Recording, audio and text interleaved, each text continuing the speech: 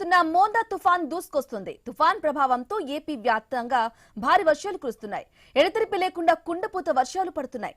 విశాఖ, విజయనగరం, కాకినాడ, నెల్లూరు జిల్లాలో భారీ వర్షాలు కురుస్తున్నాయి. ఇప్పటికే విశాఖ ఎయిర్పోర్ట్ నుంచి విమాన సర్వీసులు రద్దు చేశారు. విశాఖ, అల్లూరి, అనకాపల్లి జిల్లాలో విద్యా సంస్థలకు సెలవు ప్రకటించారు.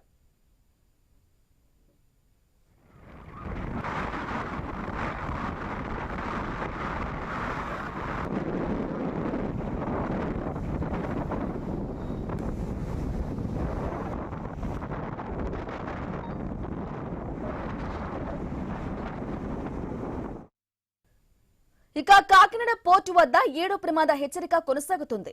కాకినాడ జిల్లాలో 12 మండలాలు, 67 గ్రామాలపై మోందా తుఫాన్ ప్రభావం చూపుతుంది. గంటకు 85 కిలోమీటర్ల వేగంతో మోందా తీవ్ర తుఫానుగా బలపడింది. సాయంత్రం గాలి వేగం 55 కిలోమీటర్లు తగ్గుతుందని ఐఎండీ అంచనా వేసింది. సాయంత్రం 5:30 నుంచి అర్ధరాత్రి 12 గంటల్లోపు మోందా తుఫాన్ తీరం దాటే అవకాశం ఉంది. ఇక మచిలీపట్నం నుంచి కాకినాడ సమీపంలో తీరం దాటే అవకాశం ఉందని అధికారులు అంచనా వేస్తున్నారు. ఇప్పటికే అన్ని పర్యాటక ప్రాంతాలు మూసివేశారు. తుఫాను ప్రభావం కారణంగా 19 జిల్లాలకు రెడ్ అలర్ట్, 7 జిల్లాలకు ఆరెంజ్ అలర్ట్ ప్రకటించారు. ఇక 20 సెంటీమీటర్ల కంటే ఎక్కువ వర్షపాతం నమోదయ్యే అవకాశం కనిపిస్తోంది.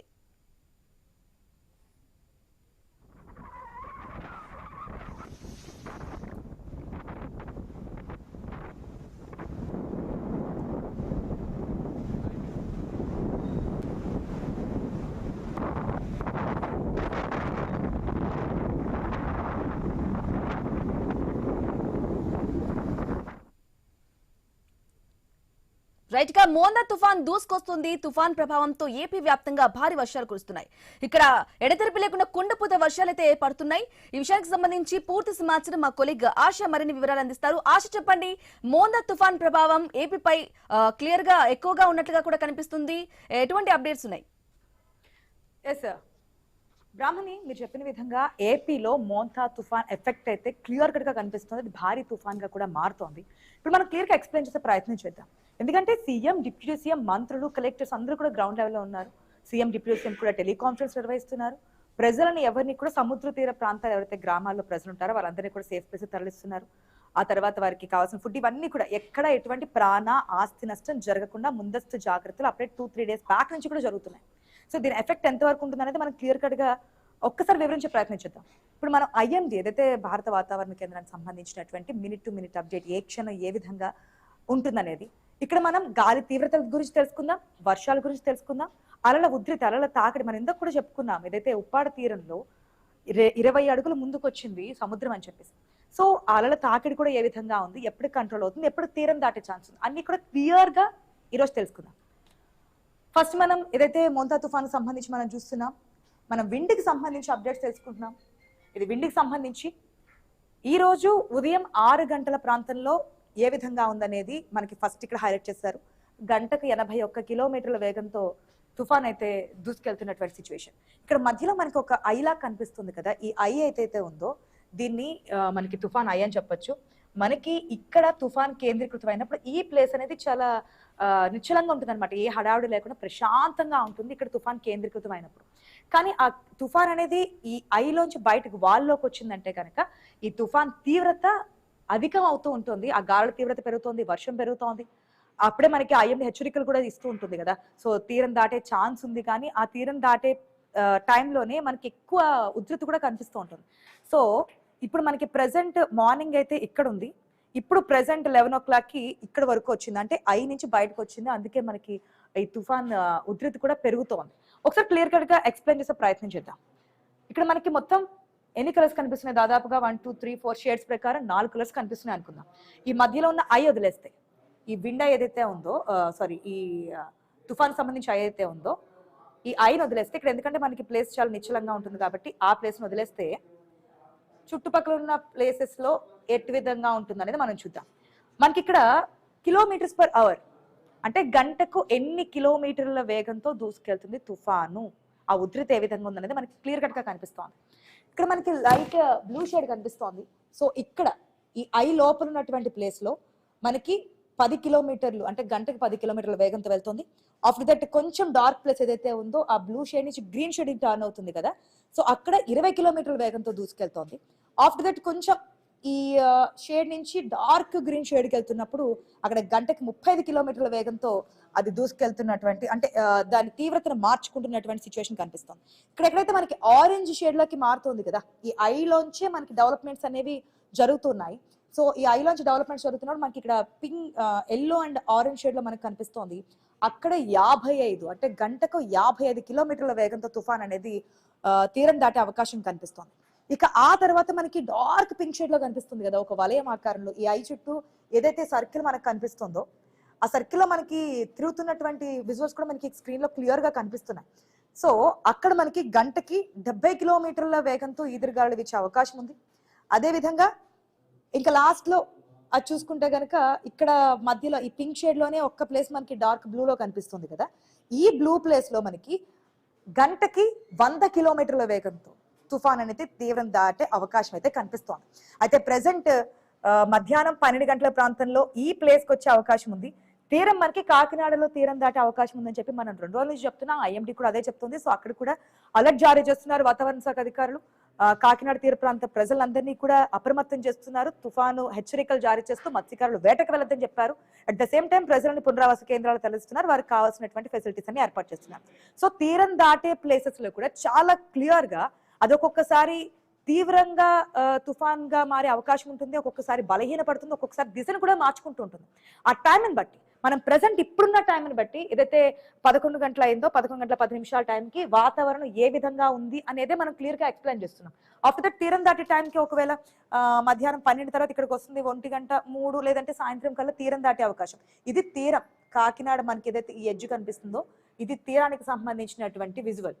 ఏదైతే తుఫాన్ ఉందో ఇది మనకి ఈ విండ్ అనమాట. ఇక్కడ మనకి ఇది కేంద్రీకృతమై ఉంది, కానీ మనకి సంబంధించి తీరం దాటేది కాకినాడకి సంబంధించి. ఇక్కడ మనకి క్లియర్ గా 27 డిగ్రీస్ కనిపిస్తుంది ప్రెసెంట్. సో ఇటుపక్క కాకినాడ, విశాఖపట్నం, విజయవాడ. ఇక్కడ నిన్న మధ్యాహ్నం అంటే నిన్నటి నుంచి కూడా మనకి వర్షాలు పడుతూ ఉన్నాయి, మనం చూస్తూ ఉన్నాం. నిన్నటి నుంచి కూడా ఈ తుఫాన్ ఎఫెక్ట్ అయితే కనిపిస్తోంది. నిన్న 12 గంటల ప్రాంతంలో గంటకు 72 కిలోమీటర్ల వేగంతో ఈ తుఫాన్ అయితే కదిలింది. సండే చూసుకుంటే కనుక ఆదివారం నాడు సాయంత్రం 6 గంటల ప్రాంతంలో గంటకి 64 కిలోమీటర్ల వేగంతో అయితే తుఫాన్ ఇక్కడ కదులుతున్నటువంటి సిచ్యువేషన్. ఆఫ్టర్ దట్ ఒకవేళ ఇది మధ్యాహ్నానికి తీరం దాటే ఛాన్సెస్ ఉన్నాయంటున్నా, లేదంటే సాయంత్రానికి నైట్ కల్లా తీరం దాటే అవకాశం ఉందనుకోవచ్చు కాకినాడకి. ఈ తీరం దాటిన తర్వాత మరి కొన్ని గంటలు మనకి ప్రశాంతంగా ఉండే అవకాశం ఉంది. ఆఫ్టర్ దట్ మళ్ళీ ఇదంతా ఎఫెక్ట్ ఉంది కదా, ఇదేదైతే మనకి ఈ గాలులు కానీ ఇదంతా తీవ్రత మనం ఇంతకుముందు చెప్పుకున్నామో ఆ తీవ్రత మళ్ళీ మనకు కనిపించే అవకాశం ఉంటుంది. ఒకవేళ ఈ తుఫాన్ భారీ తుఫాన్గా మారి అది గనక తీరం దాటితే గనక, ఒకవేళ తీరం దాటేటప్పుడు కొంచెం బలహీన పడినా లేదంటే కనుక దాని దిశను మార్చుకున్నా, గాలుల ఆధారంగా దిశను మార్చుకున్నా మనకి ఆఫ్టర్ దట్ కేంద్రం అంటే ఇది ఏదైతే ఉందో తీరం దాటిన తర్వాత మనకు అంత ఎఫెక్ట్ ఉండకపోవచ్చు. అది దిశను మార్చుకునే విధానాన్ని బట్టి ఆ టైంని బట్టి కూడా మనకు ఆధారపడి ఉంటుంది. ఇదంతా కూడా మనకి విండ్కి సంబంధించి మాట్లాడుకున్నాం. రైట్, ఇప్పుడు మనం ఏదైతే వేవ్స్ సంబంధించి మాట్లాడదాం. ఎందుకంటే సముద్రం అల్లకల్లోలంగా ఉంది. ప్రతి సముద్రం దగ్గర కూడా అధికారులు అలర్ట్ చేస్తున్నారు. మనం 2 రోజుల క్రితం కూడా చూసాం. ఏదైతే పర్యాటకులు వచ్చారో వారిని కనీసం చూడడానికి కూడా పర్మిషన్ ఇవ్వట్లేదు. మేము ఎక్కడెక్కడి నుంచి వచ్చామంటే ఇవ్వడానికి ఛాన్సే లేదు. ఎందుకంటే ఎప్పుడు ఏ విధంగా ఆ సముద్రం ఉప్పొగుతుంది అనేది ఎవరికి అర్థం కాని పరిస్థితి. సో ఎవరి ప్రాణాన్ని అక్కడ రిస్క్ లో పెట్టడానికి అధికారులు అయితే రెడీగా లేరు. సో ఎవరికి పర్మిషన్స్ అయితే ఇవ్వట్లేదు. ఉప్పాడు తీరంలో అయితే ఇది ఇంకాస్త తీవ్రంగా మనకి కనిపిస్తుంది. ఎందుకంటే కాకినాడ నుంచే మనకి ఆ తీరం దాటే అవకాశం ఉంది కాబట్టి. ఇప్పుడు వేవ్స్ సంబంధించి మనం మాట్లాడుకుందాం. ఎస్, వేవ్స్ సంబంధించి మనం క్లియర్ గా చూసుకుంటే కనుక ఇది వేవ్స్ సంబంధించి సముద్ర తీరం ఏ విధంగా ఉంది, సముద్రంలో అలలు ఎంత ఎత్తున ఎగిసి పడుతున్నాయి. ఎందుకంటే నార్మల్ గా ఉన్నప్పుడు మనకి సముద్రం అనేది నార్మల్ గా కనిపిస్తూ ఉంటుంది, చిన్న చిన్న అలలు కనిపిస్తూ ఉంటాయి. సాధారణంగా అమావాస్య సమయంలో పోర్టు ఎత్తుతోంది సముద్రం అంటారు. కానీ ఇటువంటి తుఫాన్ సమయంలో కూడా అంతకు మించి మనకి ఎఫెక్ట్ అనేది కనిపిస్తూ ఉంటుంది. సో ఇప్పుడున్నటువంటి సిచ్యువేషన్ లో మనకి ఇంతకు ముందు ఇదే ఫిగర్ చూసుకున్నాం కదా, ఇప్పుడు ఎన్ని అడుగులు అలలు అనేది ఉధృతి కనిపిస్తుంది అనేది క్లియర్ కట్ గా తెలుసుకుందాం. మనకి ఇక్కడ కూడా కొన్ని కలర్స్ మెన్షన్ చేశారు, కొన్ని కలర్స్ మనకు కనిపిస్తున్నాయి. దీంట్లో ఉన్న కలర్స్ ఆధారంగానే అలల ఉధృతి ఏ విధంగా ఉందనేది కూడా మనం మాట్లాడుకుందాం. ఇక్కడ కూడా మనకి సేమ్ ఇంతకు ముందు ఏదైతే ఎక్కడ చూసినా ఐఎండీలో అదే పిక్చర్ మనకు కనిపిస్తోంది. 12 గంటలకి ఏ విధంగా ఉండబోతుంది, ఎక్కడికి రాబోతోంది, ఈ తుఫాన్ ఎక్కడ కేంద్రీకృతం అవ్వబోతుంది, ఎక్కడ తీరం దాటే ఛాన్స్ ఉంది, ఇదంతా కూడా సేమ్ ఉంటుంది. కానీ గాలులు ఏ విధంగా ఉంటాయి, అలల తాకిడి ఏ విధంగా ఉంటుంది, వర్షపాతం ఏ విధంగా ఉంటుంది అనేది మనం తెలుసుకుంటున్నాం. ఇంతకుముందు మనం గాలుల తీవ్రత తెలుసుకున్నాం కదా. సో ఇప్పుడు తుఫాన్ తీవ్రత సముద్రంలో అలలకు సంబంధించి వేవ్స్ సంబంధించి ఏ విధంగా ఉంటుందో మాట్లాడుకుందాం. ఇది అడుగులు. ఇక్కడ మనకి సరౌండింగ్స్ అంటే చుట్టుప్రక్కల అంటే తుఫాన్ కేంద్రీకృతమైన ప్లేస్ నుంచి దూరంగా ఉన్న ప్లేస్ లో మనకి లాస్ట్ లో కనిపిస్తోంది ఈ బ్లూ కలర్. ఈ బ్లూ ఏదైతే ఉందో ఇక్కడ మనకి 1.6 1.6 అడుగుల మేర అలలు అనేది ఉధృతి కనిపిస్తోంది. అలాగే ఆ తర్వాత చూసుకుంటే 3.3 3.3 అడుగుల మేర ఈ ఉధృతి అనేది కనిపిస్తోంది. ఆ తర్వాత డార్క్ బ్లూలో ఏదైతే కనిపిస్తుందో అంటే దగ్గరకు వచ్చే కొద్ది ఈ ప్రభావం ఈ ఎఫెక్ట్ అనేది మనకి దగ్గరకు వచ్చే కొద్ది కూడా ఈ అడుగులు అనేవి పెరుగుతున్నాయి, ఎందుకంటే అలల ఉధృతి పెరుగుతోంది. సో అందుకే 20 అడుగుల మేర ముందుకు వచ్చినటువంటి కండిషన్ కూడా మనకు కనిపిస్తుంది. రోడ్లు కూడా కొట్టుకుపోయినటువంటి సిచ్యువేషన్. ఇది ఇంకాస్త పెరిగితే అప్పుడు కూడా పరిస్థితి ఇంకా దారుణంగా ఇంకాస్త అధ్వానంగా ఉండే సిచ్యువేషన్ కూడా కనిపిస్తోంది. సో ఆఫ్టర్ దట్ ఇంకొంచెం ముందుకు వద్దాం. మనకి ఏదైతే ఇక్కడ orange and pink yellow shade mix ఏదైతే కనిపిస్తుందో ఆ ప్లేస్ లో మనకి 20 అడుగుల మేర ఈ సముద్రపు అలల ఉధృతి అయితే కనిపిస్తోంది. ఇక ఫైనల్ గా మనకి ఈ ఎల్లో షేడ్ కనిపిస్తుంది కదా, డార్క్ ఎల్లో ఏదైతే ఈ మధ్యలో తుఫాన్ ఇప్పుడు ప్రెసెంట్ కేంద్రీకృతమైన దగ్గర కూడా మనకి ఆ చుట్టుప్రక్కల light orange dark yellow shade ఏదైతే కనిపిస్తుందో అక్కడ మనకి 30 అడుగుల మేర ఈ సముద్ర ఉధృతి అనేది కనిపిస్తోంది. సో ఇది ఇంకా పెరిగే కొద్దీ ఒకవేళ ఇప్పుడున్నటువంటి కండిషన్ బట్టి ఇప్పుడు ప్రెసెంట్ ఉన్నటువంటి సిచ్యువేషన్ బట్టి చెప్తున్నాం, మళ్ళీ ఒకవేళ 12 గంటలకి తీరం మార్చుకోవచ్చు, బలహీనపడవచ్చు, డైవర్ట్ అవ్వచ్చు, మరింత తీవ్రం కూడా అవ్వచ్చు. మరింత తీవ్రం అయితే కనుక అలల తీవ్రత ఇంకాస్త పెరగచ్చు, సముద్రం ఇంకాస్త ముందుకు రావచ్చు. అప్పుడు ఇంకా డేంజర్ బెల్స్ మోగించే అవకాశం ఉంది. ప్రెసెంట్ కాకినాడలో సిచ్యువేషన్ డేంజర్ బెల్స్ లోనే మోగిస్తున్నారు, అధికారులు కూడా అప్రమత్తమయ్యారు. రైట్, ఇది కదా మనం తీసుకున్నాం. తీరం కాకినాడలో దాటబోతుంది, మనకి విశాఖపట్నంలో ఎఫెక్ట్ కనిపిస్తుంది, శ్రీకాకుళంలో ఎఫెక్ట్ కనిపిస్తోంది. అదేవిధంగా ఇటుపక్క చూసుకుంటే కనుక విజయవాడ, ఒంగోలు, నెల్లూరులో కూడా గత 3 రోజుల నుంచి వర్షాలు ఏకధాటిగా కురుస్తున్నాయి. మన ప్లేసెస్ లో అంటే మన తెలుగు స్టేట్స్ విషయానికి వస్తే కనుక ఇక్కడ వరకు మాడుకుంటున్నాం. ఆ తర్వాత చెన్నై, పాండిచ్చేరి ఇవన్నీ కూడా సెపరేట్ ఇష్యూస్. మన తెలుగు రాష్ట్రాలు మాడుకుంటున్నాం కాబట్టి ఇటుపక్క నెల్లూరులో ఎఫెక్ట్ ఉంది. నెల్లూరులో సముద్రం దగ్గర ఉన్నటువంటి అలల తీవ్రత తక్కువగా ఉందని చెప్పుకోవచ్చు. ఒంగోలు కూడా అంతే, ఎందుకంటే ఇదంతా కూడా మనకి ప్రెసెంట్ కేంద్రీకృతమైన ప్లేస్ నుంచి దూరంగా ఉంది కాబట్టి అక్కడ అంత ఎఫెక్ట్ లేదు. కానీ కాకినాడలో మాత్రం కండిషన్ సీరియస్ గానే ఉంది, అలల తీవ్రత కూడా ఎక్కువగానే ఉంది. ఇటుపక్క విశాఖపట్నంలో కూడా సేమ్ సిచ్యువేషన్ కనిపిస్తోంది. మీరు ఒకటి అబ్జర్వ్ చేస్తే మనకి ఈ 2-3 డేస్ నుంచి నెల్లూరులో వర్షపాతం ఎక్కువగా కురిసింది. సో ఇప్పుడు కాస్త తగ్గుముఖం పట్టే ఛాన్స్ ఉంది కాబట్టి ఇక్కడ మనకి ఈ బ్లూ షేడ్ అనేది కనిపిస్తోంది. ఇట్లా మనం చూసుకుంటే కనుక విజయవాడలో ఒక చోట మనకి పింక్ షేడ్ కనిపిస్తుంది, అదేవిధంగా బ్లూ షేడ్ కనిపిస్తుంది. ఇంక ఇట్లా షేడ్ మనకి బ్లూ షేడ్ కనిపించట్లేదు, ఎందుకంటే ఇక్కడ తీరం దాటే ఛాన్స్ ఉంది కాబట్టి ఆ పైన ఉన్న ప్లేసెస్ అన్ని కూడా మనకి తీవ్రత ఎక్కువగానే కనిపిస్తోంది. ఏదైతే పింక్ షేడ్ మనకు కనిపిస్తుందో ఇక్కడ 20 అడుగుల మేర సముద్ర అలలు వచ్చే అవకాశం ఉంది కాబట్టి ఇక్కడ నుంచి అంతా అదే కండిషన్. మనకి మళ్ళీ ఇక్కడ ఎక్కడో మనకి అవుట్స్కట్ దాటేసిన తర్వాత వేరే రాష్ట్రాల్లో ఎఫెక్ట్ మారే ఛాన్స్ ఉంది. కానీ ఇక్కడ వరకు చూసుకుంటే మాత్రం ఈ రోజు మధ్యాహ్నం సాయంత్రం వరకు కూడా ఇదే కండిషన్ ఉండే అవకాశం ఉంది.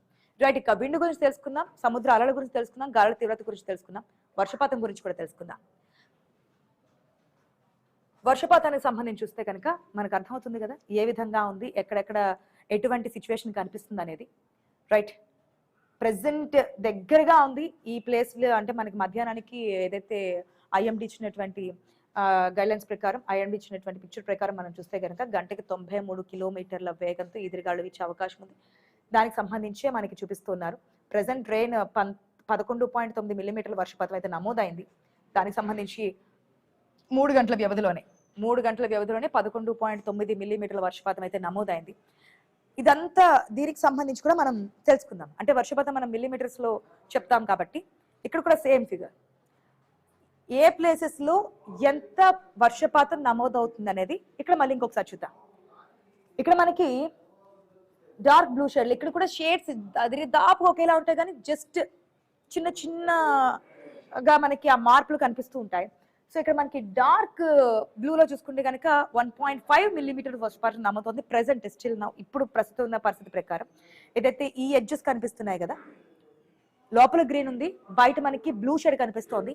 ఈ బ్లూ షేడ్ కనిపించే ప్రాంతం అంతా ఇప్పుడు ప్రెసెంట్ 1.5 మిల్లీమీటర్స్ వర్షపాతం నమోదవుతుంది ఇప్పుడు ప్రెసెంట్ సిచ్యువేషన్ ప్రకారం. ఏదైతే బ్లూ ఇక్కడ మనకు కనిపిస్తోంది, ఇక్కడ ఇదంతా కూడా మనకి ఈ అల్పపీడనం, ఈ తుఫాన్ ఏర్పడే ప్లేసెస్ లోపల మనకి సంబంధించినటువంటి ప్లేసెస్ లో చూసుకుంటే కనుక క్లియర్ గా ఇదంతా కూడా మనకి బ్లూ షేడ్ లో కనిపించేదంతా కూడా 1.5 మిల్లీమీటర్స్ వర్షపాతం అయితే నమోదవుతుంది. ఆ తర్వాత కొంచెం బ్లూ అండ్ గ్రీన్ మిక్స్డ్ గా కనిపిస్తుంది కదా ఇటువంటి ఏరియాస్ లో, ఈ బ్లూ అండ్ గ్రీన్ మిక్స్డ్ అయినటువంటి ఏరియాస్ ఏదైతే ఉన్నాయో ఇక్కడ మనకి 3 మిల్లీమీటర్ల వర్షపాతం నమోదవుతుంది. ఆఫ్టర్ దట్ ఏదైతే మొత్తం ఈ లైట్ గ్రీన్ కలర్ లో ఏదైతే కనిపిస్తుందో ఈ గ్రీన్ కలర్ లో మనకి ప్రెసెంట్ 7 మిల్లీమీటర్ల వర్షపాతం అయితే నమోదవుతుంది. సో ఇది కూడా ఎక్కువగానే ఉంది మనకి.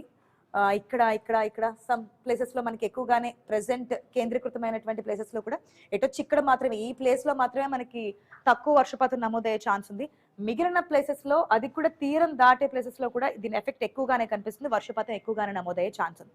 ఇక తర్వాత ఏదైతే yellow and green mixed colour మనకు కనిపిస్తుందో అక్కడ 10 మిల్లీమీటర్ల వర్షపాతం నమోదవుతుంది. అది ఎక్కడ కూడా చూద్దాం. రైట్, మనకి ఇక్కడ ఎల్లో అండ్ గ్రీన్ మిక్స్ అవుతుంది, ఎల్లో అండ్ గ్రీన్ మిక్స్ అవుతుంది, ఎల్లో అండ్ గ్రీన్ మిక్స్ అవుతుంది. ఈ ప్లేసెస్ లో మనకి ఏదైతే కలర్ ఐడెంటిఫికేషన్ చేస్తున్నారో ఆ దాని ప్రకారం మనకి ఎంత వర్షపాతం నమోదవుతుందో చూస్తున్నాం. ఇక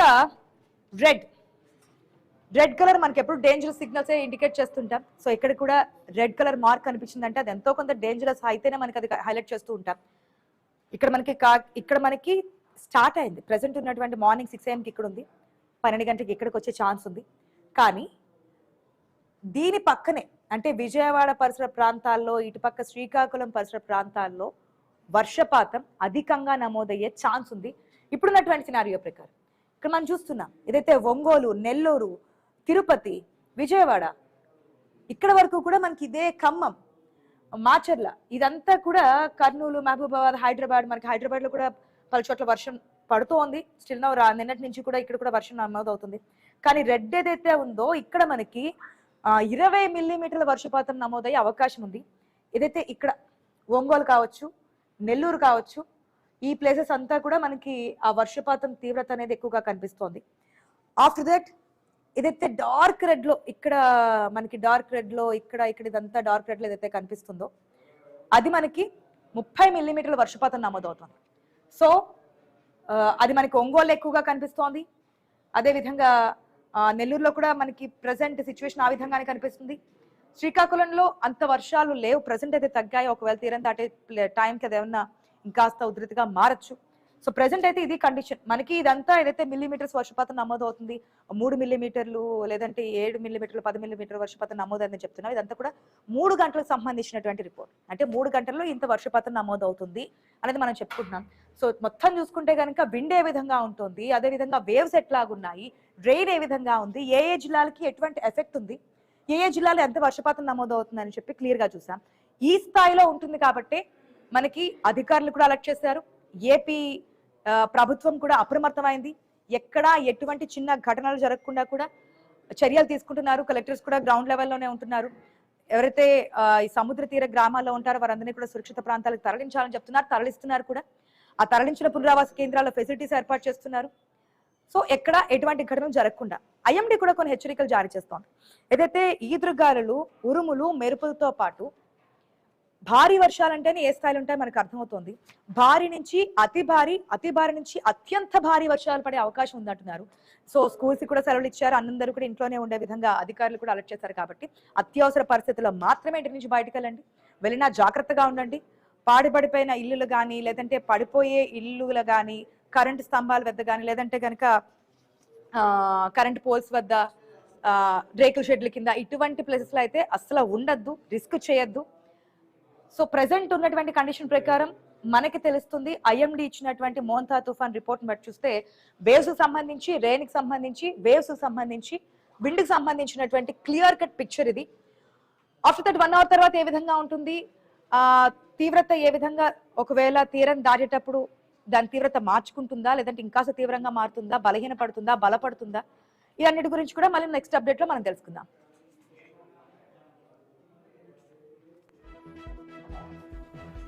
okay right ASHA, thank you. తుఫాన్ కి సంబంధించిన ఎప్పటికప్పుడు లేటెస్ట్ అప్డేట్స్ అయితే